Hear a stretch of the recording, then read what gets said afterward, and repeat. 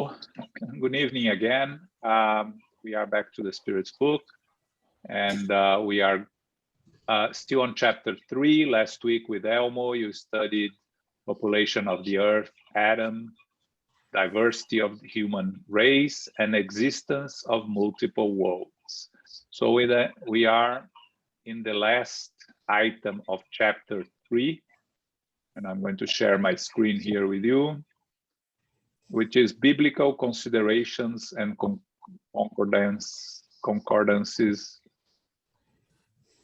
regarding creation. So you should be able to see now the screen. It's really more of a commentary. It's not a question. It's more a commentary by Kardec regarding what the Bible says about the creation and what Spiritism brings to us. So I did a little bit of research on the Bible and on what Spiritism tells us, and we are going to comment after. Philip, you're going to read for us? Okay. Biblical considerations and concordances regarding creation.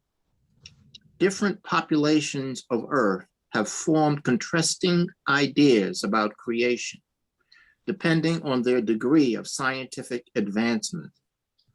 Reason, supported by science, recognizes the implausibility of some theories. The examination given by the spirits confirms the theory that has long been recognized by the most enlightened people.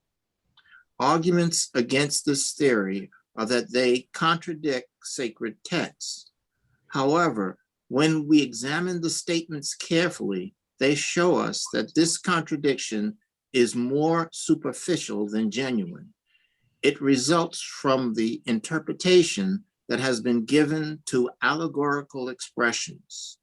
Adam, widely regarded as the first man and sole ancestor of the human race, is not the only point that caused religious convictions around the world to change.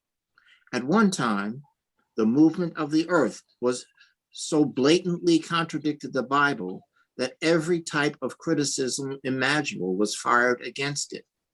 Despite this, the earth continued to move in its orbit, and people today couldn't possibly object to this fact without jeopardizing their own sanity and credulity. The Bible also states that the world was created in 6 days and establishes the date of creation at about 4,000 years before Christ. According to the Bible, Earth did not exist before that time and was created out of nothing at the time of creation. Yet science has undeniably proven otherwise. The history of the earth is irrefutably written in fossils, proving beyond the shadow of a doubt that the 6 days of creation are successive periods, each of which may have been millions of years. This is not a matter of opinion, but a fact that is as indisputably certain as the movement of the earth, and one that theology itself can no longer refuse to acknowledge. This admission provides yet another example of the errors we commit by attributing literal truth to figurative language. Should we conclude that the Bible is one giant error? No. But we must admit that people have definitely blundered in its interpretation. Okay, so let's stop here because this is a long explanation. It goes another couple of pages. So let's talk a little bit about the differences between the biblical consideration and what science/spiritism brings to us.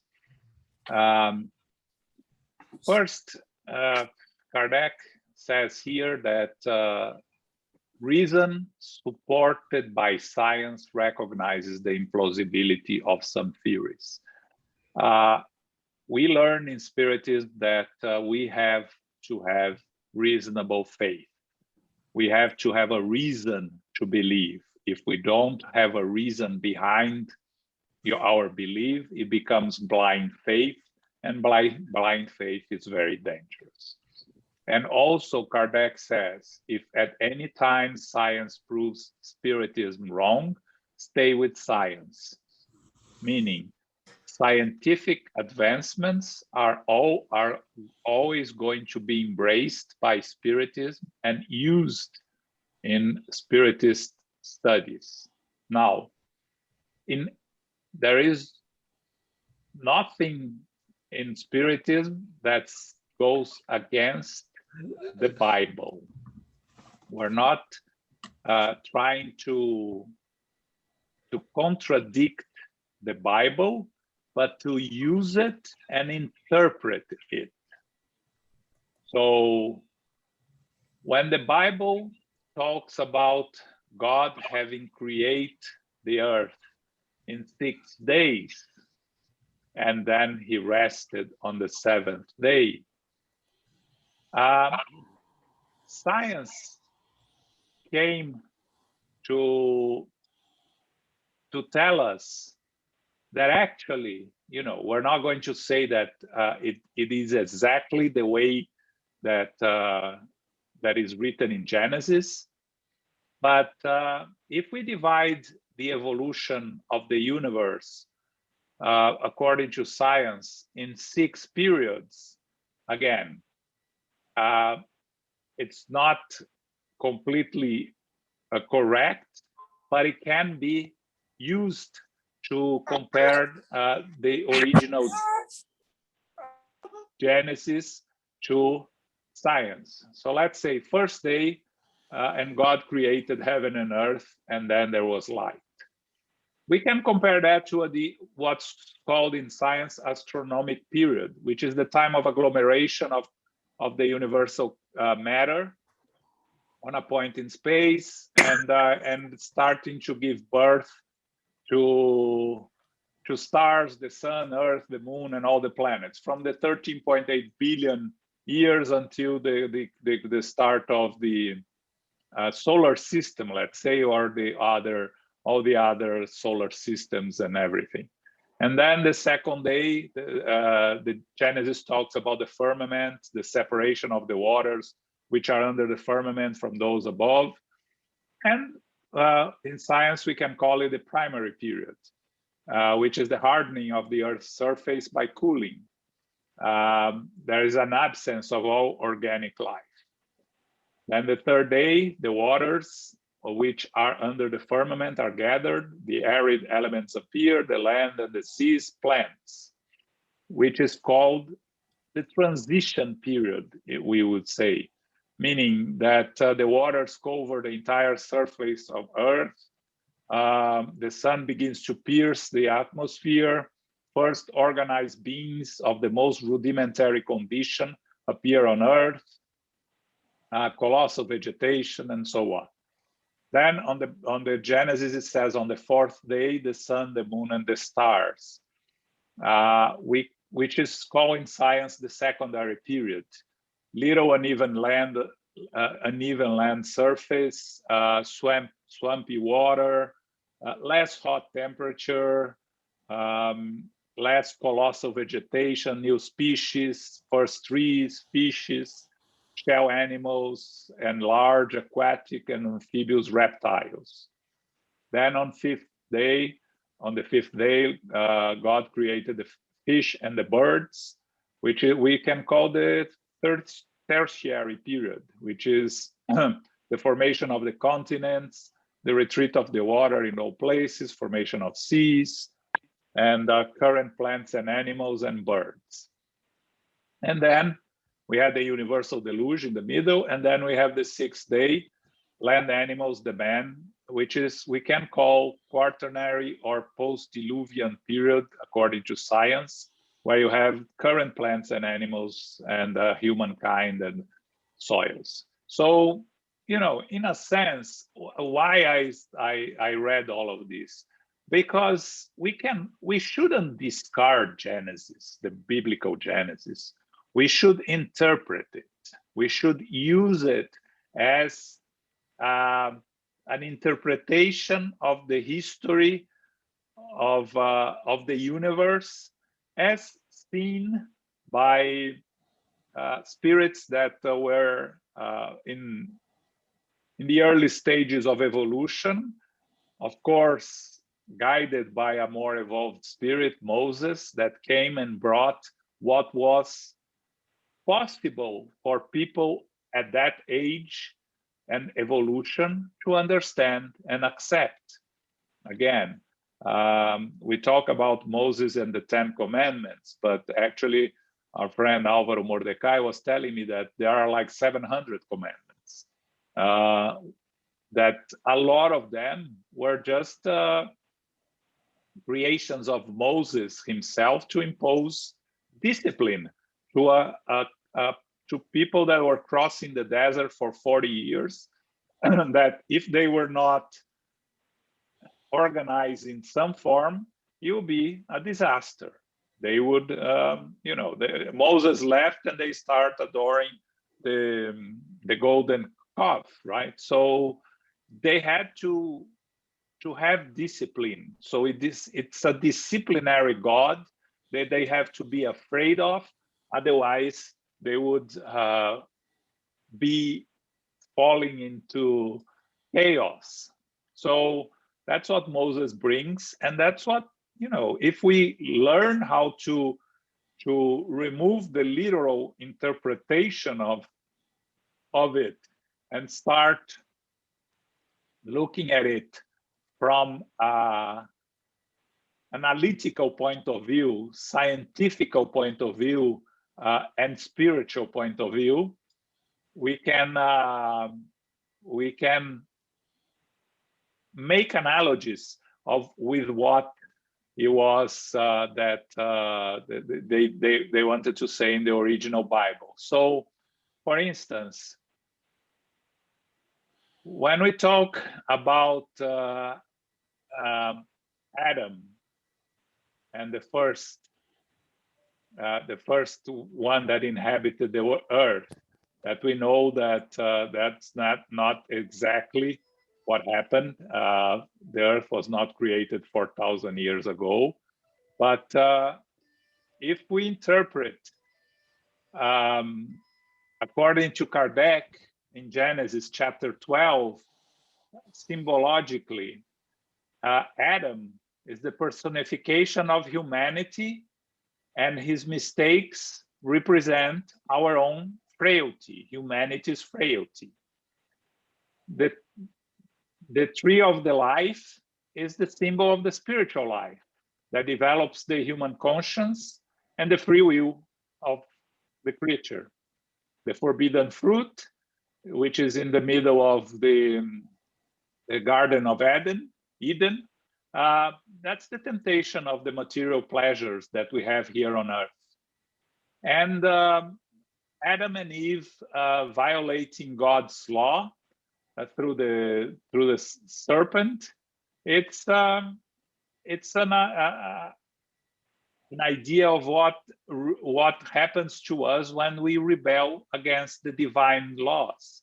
So you can find all of these on Genesis chapter 12, and you'll see that by looking at that from that point of view, it starts to make sense to us, the biblical Genesis, and we just need to interpret and to add the understanding of Spiritism. So, like Kardec says here, it doesn't matter what we believe, Earth continues to move in its orbit and around the sun. If we believe it, it does or it does not. Earth doesn't stop moving because we believe or we don't. So the evolution of humankind and the evolution of the planet, it will continue happening, either if we believe or we don't. We don't really, the difference we can make is for ourselves and for our own evolution. So as science proves to us that Earth has, I think, is 4 billion years, and that the what we call Homo sapiens appeared here like 500,000 years ago, and the latest, the oldest fossils that we find of connected to humans, I think, is like 50,000 years ago, if I'm not mistaken.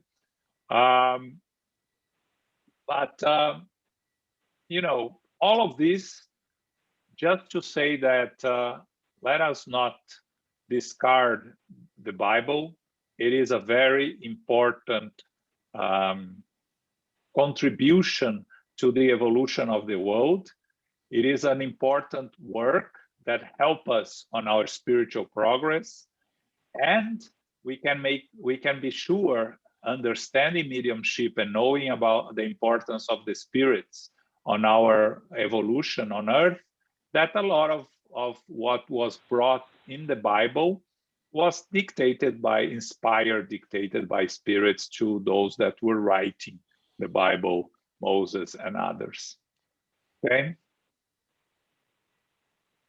Comments, questions here?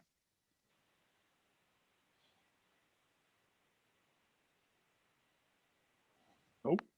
Got a question. Go ahead, Renato. Is there any other religion that interprets the Bible instead of taking literally?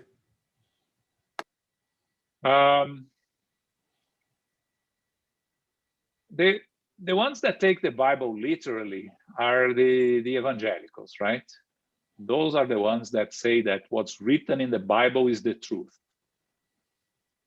The Jewish, some certain sects of the Israelites, when they study, especially the Kabbalah, which has a lot of similarities with what we study in Spiritism, they study and interpret the Bible. So they discuss it. They don't take it, everything that is written there as a rule.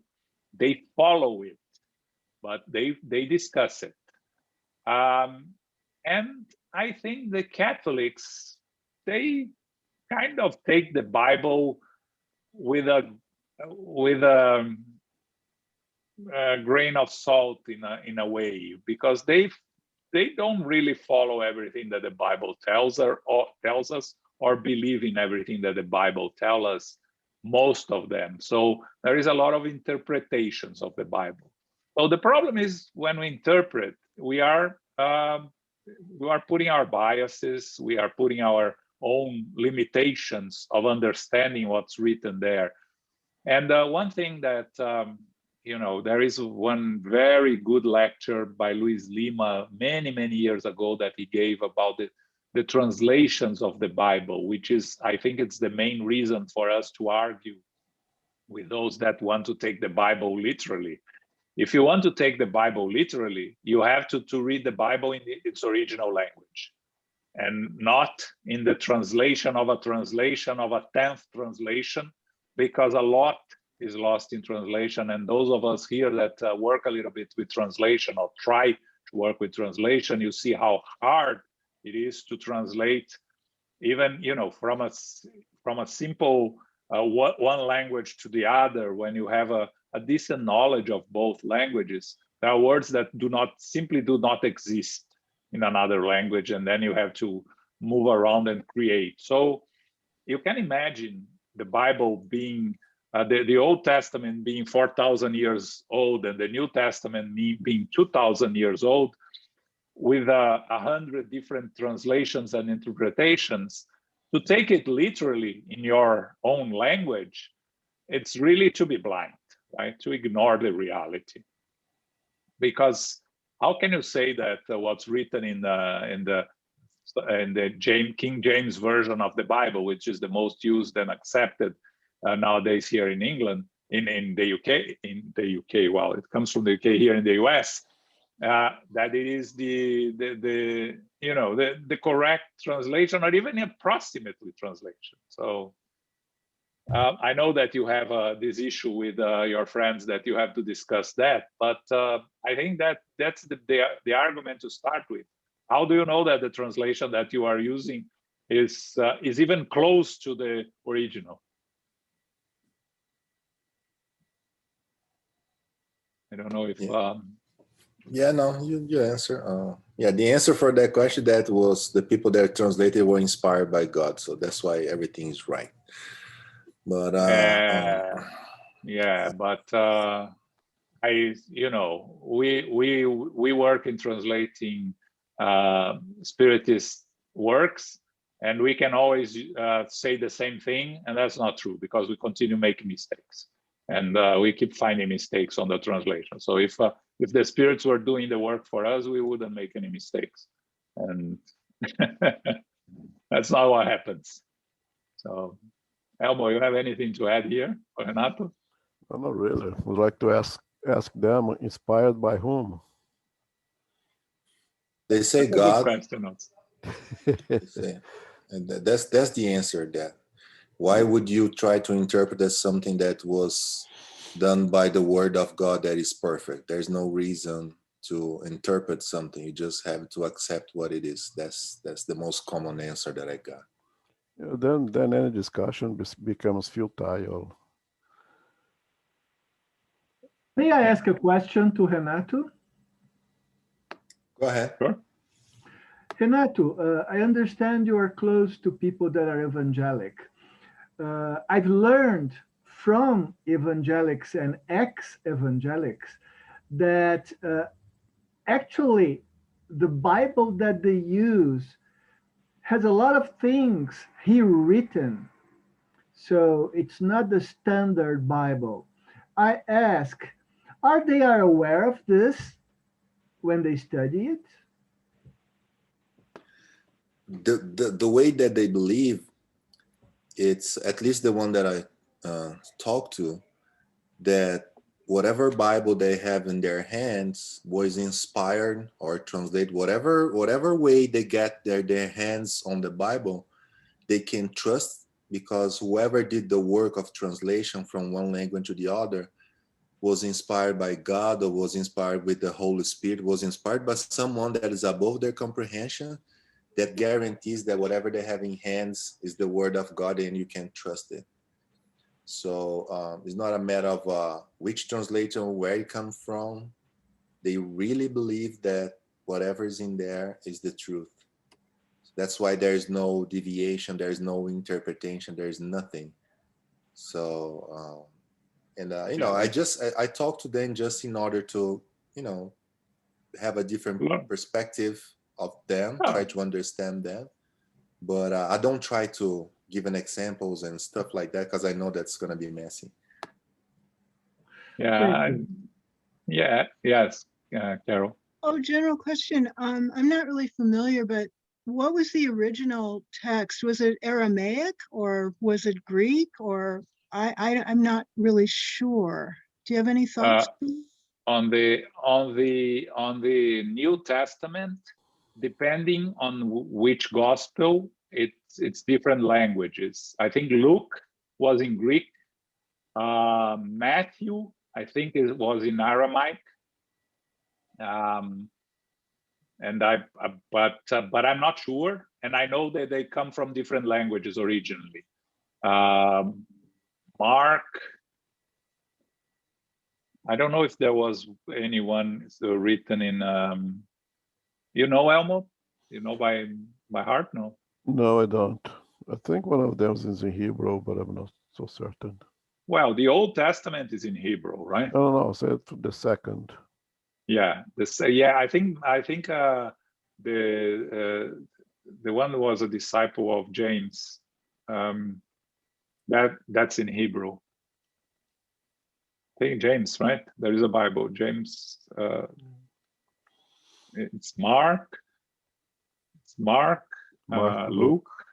Mark, Luke, and John. John. And John. Yeah. Matthew. I think Matthew. Yeah. I think one of them, I think, is in Hebrew. One is in Aramaic. Luke, I'm sure he was in Greek, the original, because Luke was a disciple of Paul and spoke Greek very well. And you find, you find differences in the Gospels, but But in the beginning, the Gospels were written. The ones that what Paul carried with him, and you read that in Paul and Stephen, was written in Hebrew, and that gave the origin with on one of the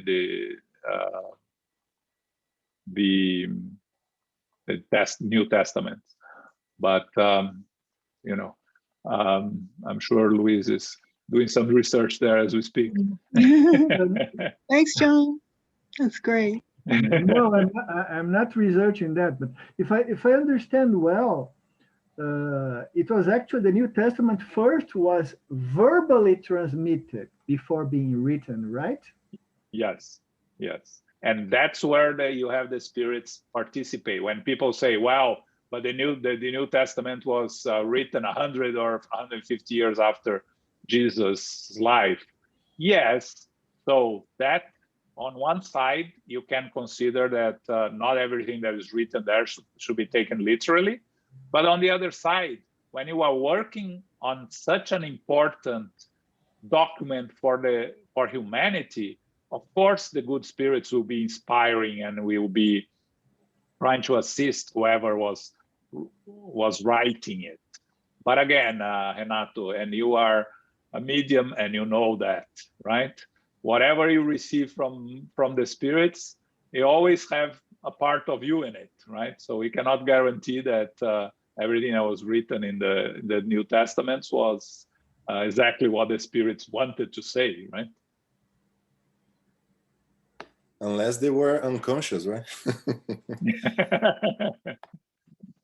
Even unconscious, right? You are limited by your own knowledge and ability, right? Even unconscious, you cannot write in Arabic if you never spoke Arabic in any of your existences.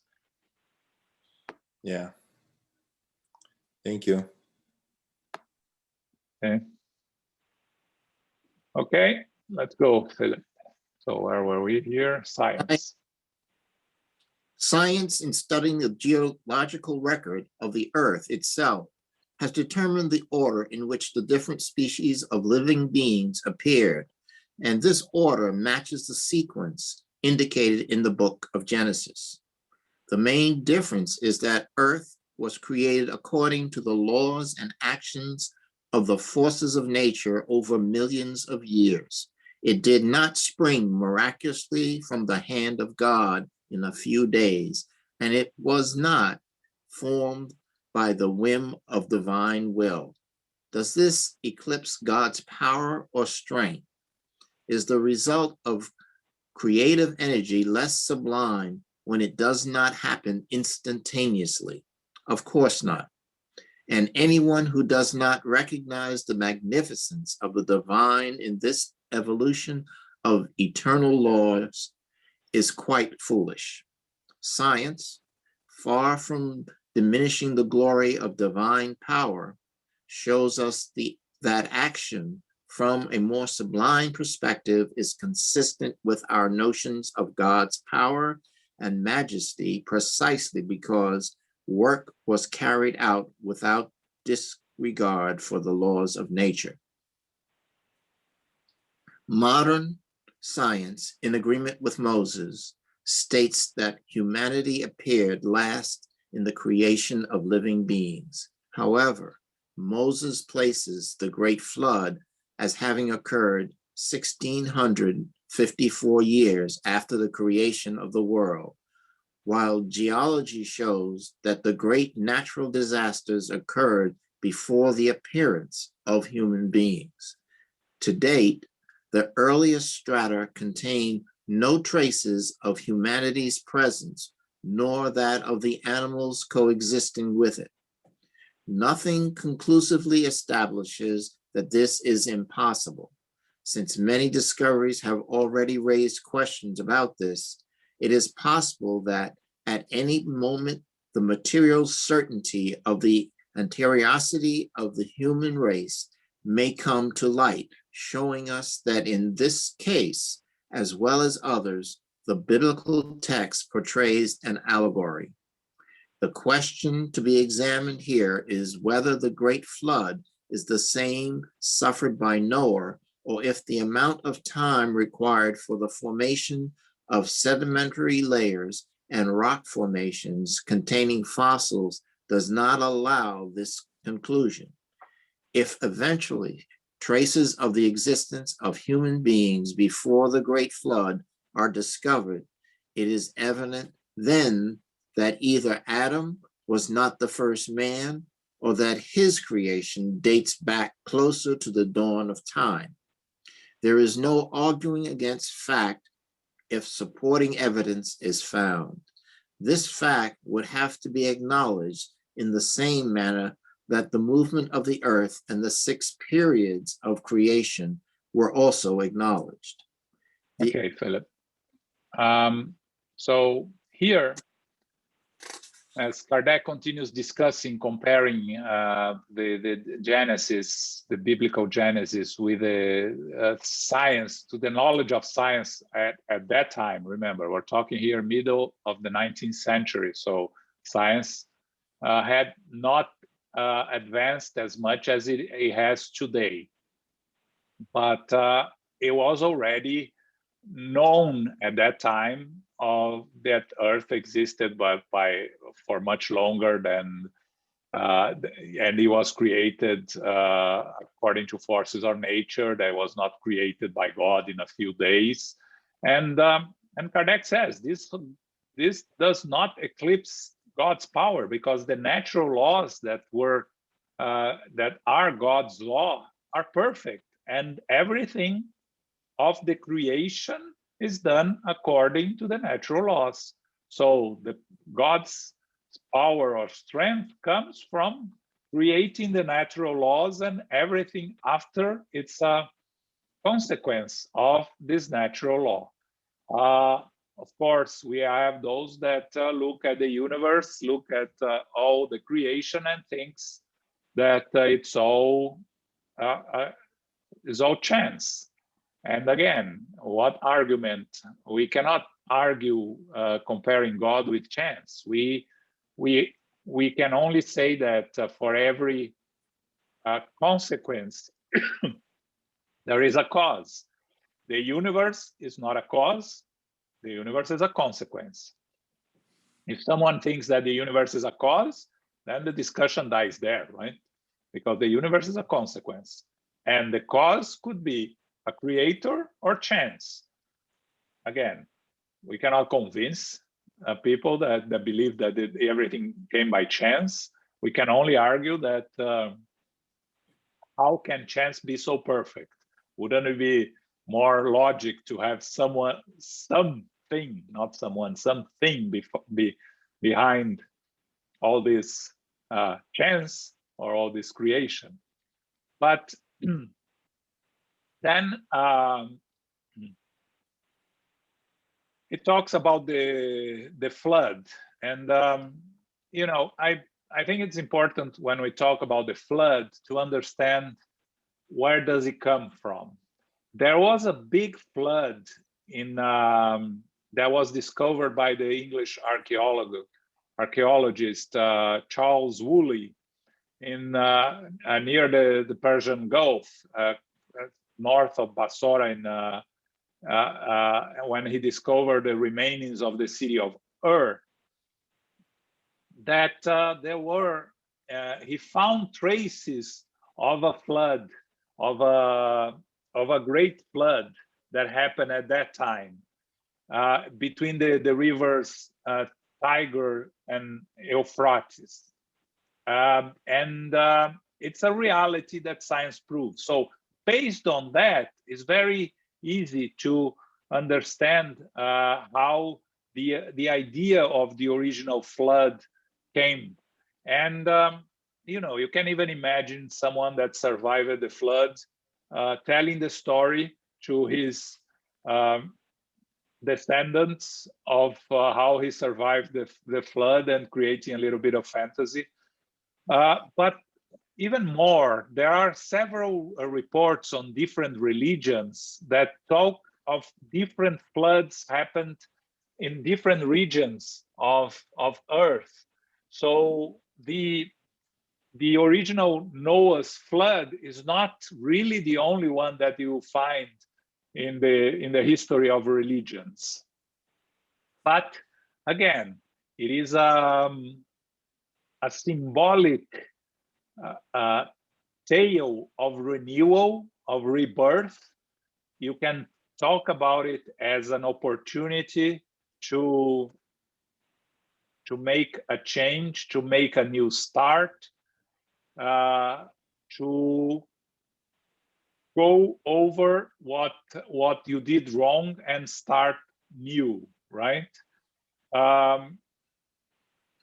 So again, we use the Genesis, not discarding what is there, but trying to interpret and trying to see what is an allegory, and using science to research and to give us the contribution to combine both for us to better understand the origins of humanity. Okay? Questions, comments? Okay. Yeah, I think the most difficult part when you're talking to people, it's most of them put Jesus, Moses, all those figures throughout the history above all of us. They were not like humans, and all the natural laws did not apply to them. And if you try to explain scientifically, I remember once I was talking to this guy, evangelical, and he said that Jesus was walking in water. And for some reason, I was naive enough to give at that time Julio's explanation of the bank sand on the water, and he went nuts because he thought I was doubting Jesus' power, Jesus, and I'm trying to explain, no, but it doesn't make any sense, somebody walking to water. But that's one of the things that it's hard to people grasp and accept, that even Jesus was had to follow like some rules while he was here. Of course, he could do stuff that we can't even imagine, but their laws are laws.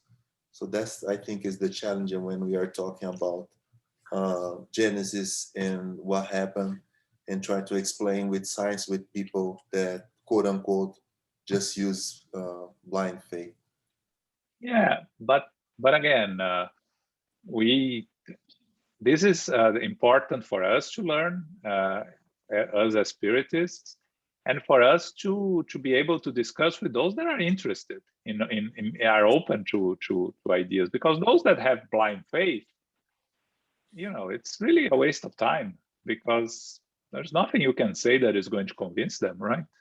It's the same thing as those that believe that the Earth is flat. How can you convince those that believe that the Earth is flat that the Earth is not flat?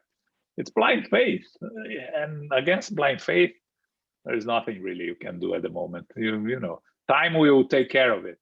We know that time will take care of everything, and that's the only thing we can do. We can be sympathetic, be accept their beliefs as theirs, and respect, and not really enter into discussions that are not going to get us anywhere, right? So all these explanations that the Spiritism offers to us to understand what happened throughout history, on the miracles and everything, are any of that backed by science? Like not our Spiritist science, like the regular science outside Spiritism? The problem with science is that science discards the Bible, right? Science simply will say that scientists will say that the Bible is all fantasy, it's all allegories, and you shouldn't believe in anything that the Bible says. So, you know, in the way that you have those with blind faith on one side, you have those that believe in science and nothing else on the other side that are also not open to discuss. So you need to look for those that that combine science and spirituality. Not only in Spiritism, but you can go outside Spiritism and look for those authors, and you'll find those. But you know, when you have two radical parts that do not want to listen to the other side, and again, am I saying something that is not exactly what's happening everywhere in the world, politically and otherwise nowadays? It's very difficult. You have to do your part, stay in the middle, try to learn more, try to prepare yourself, because eventually they'll have to come to the center. But until they do, until they are open to discuss and to listen, there's not much. If you want to study more, Renato, and also Luis, you like sources also. If you want to study more about the Bible and the Spiritism, Bible, and science, the book I used here to study is a book by Herculano Pires called Visão Espírita da Bíblia. Okay, Spiritist interpretation of the Bible, or understanding of the Bible. It's a very interesting book that talks about all these subjects about the Bible, and it's worth looking at it if you want to go deeper, a little bit deeper in it. But it's not outside Spiritism again. Luis. No, I just would like, Renato, ask again the question. I want to have it more precise, to understand it more precisely. I ask if the explanations, the scientific explanations that Spiritism gives of the things that happen throughout history are backed by our regular science. Let's say, for example, the crossing of the Red Sea. Spiritism explains that might be the ties, might be a lot of things, but it's not like Moses, came with the stick and just stick on the floor and everything, split in the middle. Okay, so I was just wondering if science, when he hear those things explained by Spiritism, it makes sense, and then they back it up. Okay, thank you. Okay. I thought you had something, Luis. No, you don't. You just wanted to understand the question. Okay. No, I want to understand the question, because if the question were a little different, yes, I would have something to say. But the way it has been stated by Renato, now I understand it better, and I have nothing to add. Okay. Elmo, anything to add here? No? No, not really, no. Okay, let's move, Philip, then. The existence of humans before the Great Flood is still hypothetical. However, the same argument cannot be made against the following considerations. In stating that human beings first appeared on the earth 4,000 years before Christ, and if the entire human race, with the exception of a single family, was wiped out 1,650 years later, that means that the populating of the earth dates back only to Noah's time, which is only 2,350 years before Christ. However, when the Israelites relocated to Egypt around 1800 BC, they found the country to be a very densely populated advanced civilization. History also shows that at the same time, India and various other countries were also populated and flourishing, not to mention other nations that claim to date back further in time. We must therefore presume that from 2400 BC to 1800 BC, that is 600 years, the descendants of a single individual were able to populate every known country, and even those that were unknown, which we have no reason to believe were devoid of inhabitants.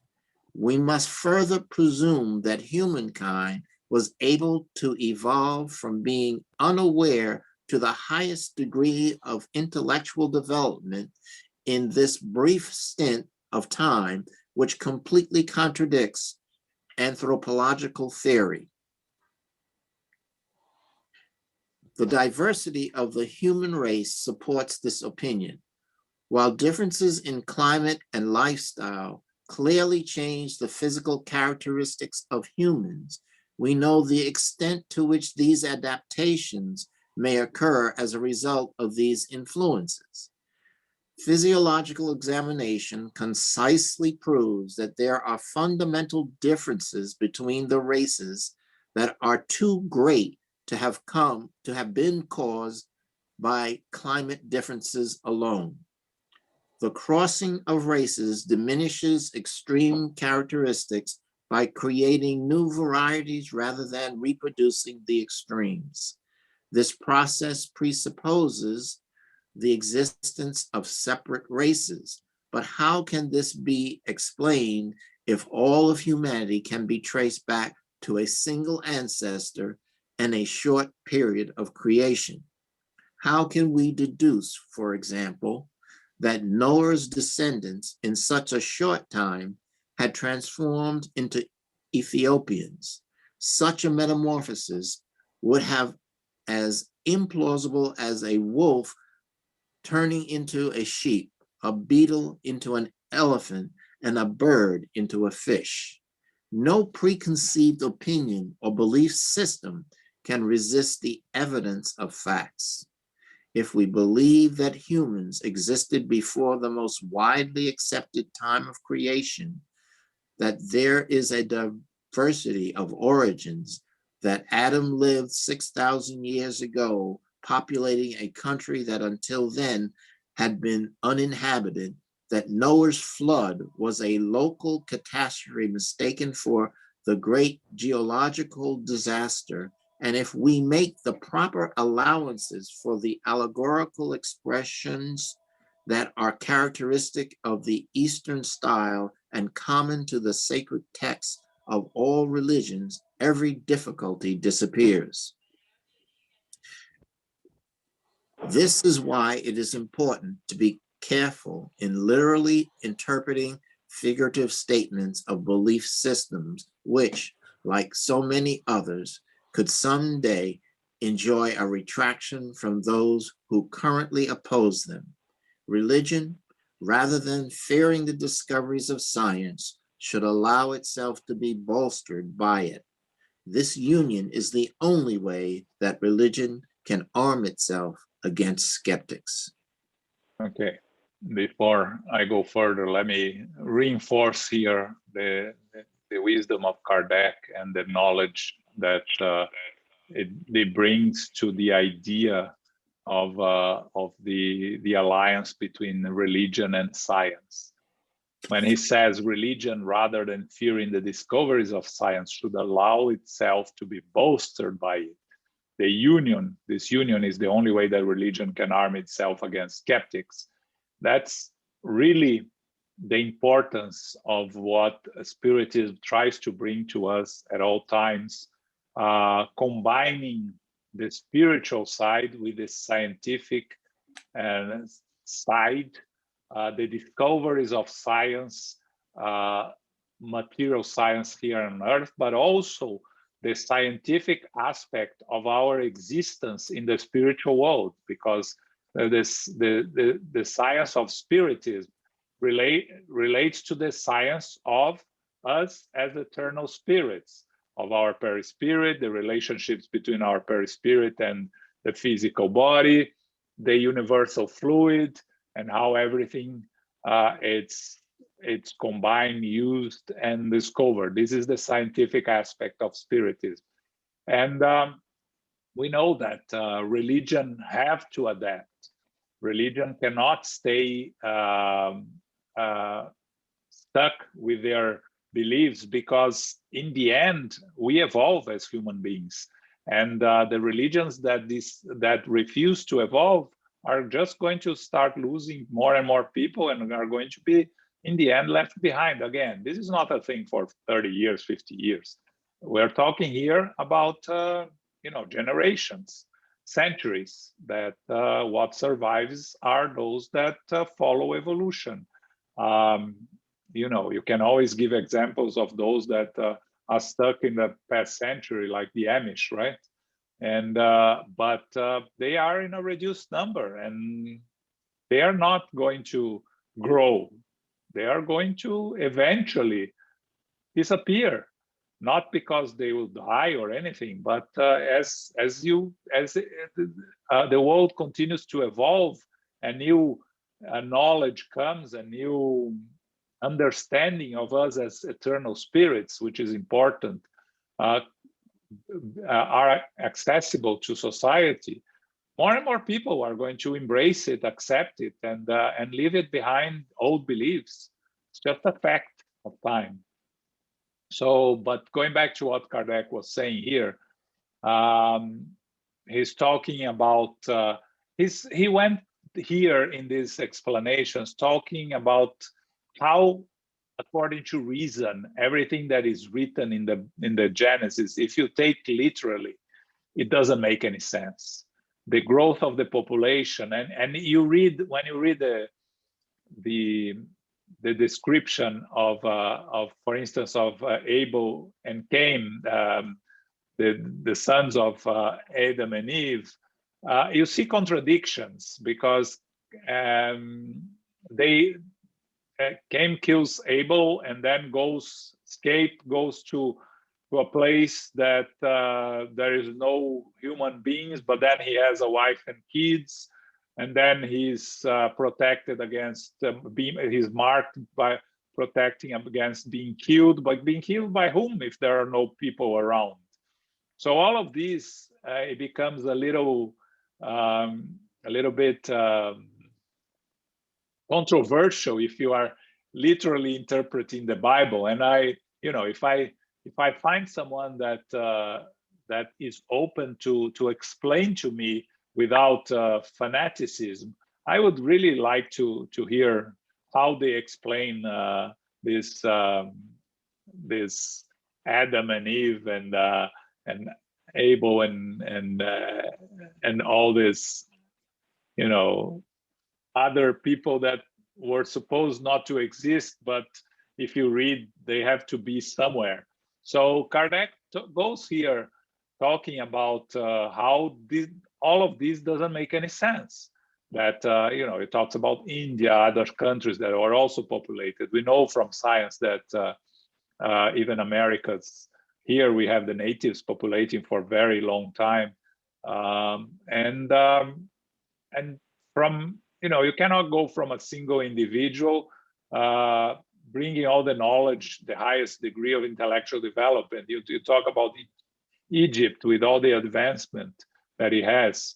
It's very difficult that it comes from one individual. Now, researching and going back in time, of course, we can find origins of human beings coming from the evolutionary path, and that's a different story, but that's staying again with science. And then Kardec talks a little bit about the diversity of human race, and again, if we come from, and Elmo talked a little bit last week, a difference of appearances according to the climate and according to lifestyle, that Kardec talks here that changes the physical characteristics of humans. So I'm not going to go there because I almost spoke about it last week.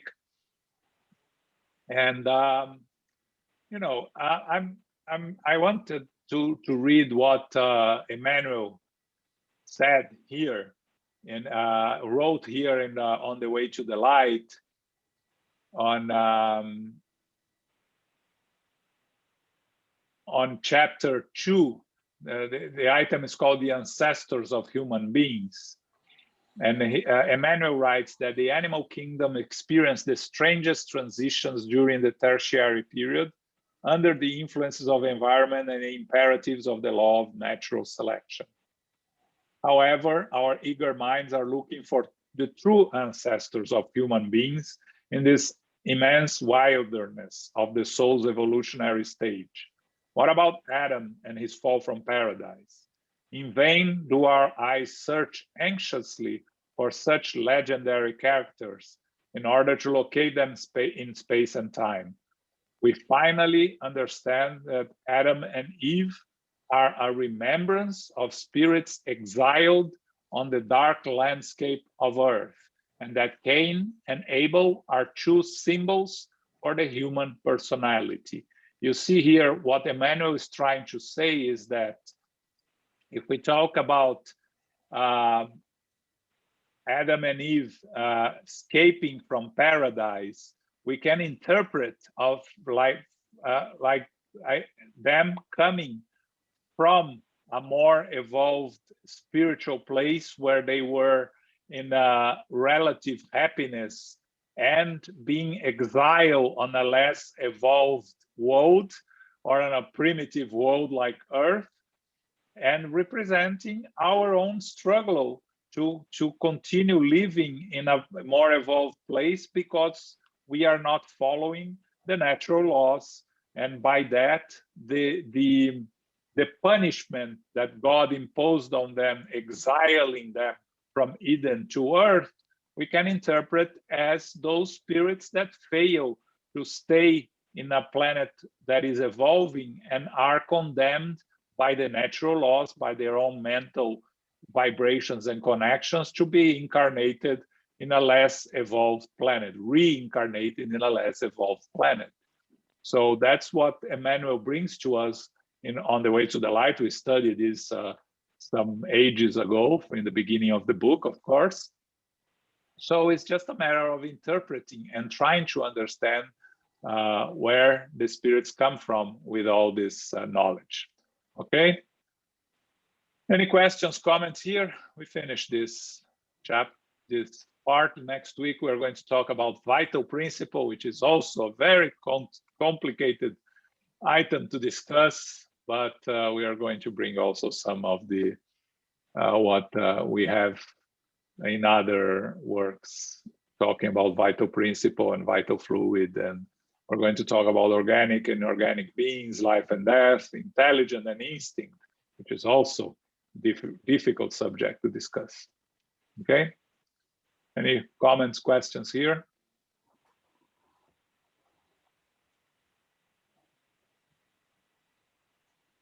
Okay, so if we don't have anything else, let's just go over on what we have for this weekend and next. This Saturday, the lecture that we have is from our friend Bernadette Leal from California. She's an educator, and she's going to talk about, she's from the Spirited Society of San Diego. She's going to talk about hope, the offspring of faith. It's going to be a very interesting talk for sure. On Sunday, for those that follow the Review Spirit, the International Spiritist Council is have an event for the release of the third edition of the Review Spirit, the new Review Spirit. It's God,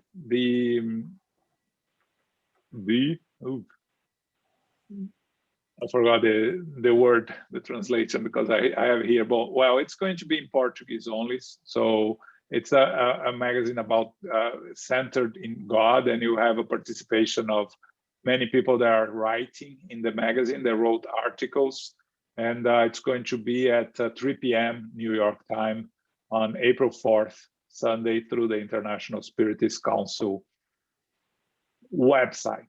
And last but not least, for us at SGNY on April 11. So not this Sunday, but the other Sunday, we have our 20th anniversary, that where we're going to have conversations, talks. So what is going to be? We are going to talk about the story of SGNY. We're going to talk about the importance of Spiritism and of Spiritist centers in our lives, with the participation of many of us that are here in this group and others. It's going to be all members of SGNY. Starts at 11 a.m. and goes until 4 p.m. with several different conversations, discussions, some talks. So we'll talk about the program next week. But you are all invited, and I hope you can all participate and watch us in our anniversary, 20th anniversary. Okay? Carol, can you do our final prayer, please? Sure. Thank you. Thank you, John. Thank you, Elmo, and everyone. Infinite Creator, all goodness and grace, we are grateful to be together this evening for our study of the Spirit's book, chapter 3 in book 1, the biblical considerations of creation. Brings out many interesting topics in which we can study from the point of view of spirituality as well as science. We're inspired to do the deeper digging as we can learn more from both perspectives. We are grateful to be together through the medium of Zoom, and we are grateful that we can share this time together.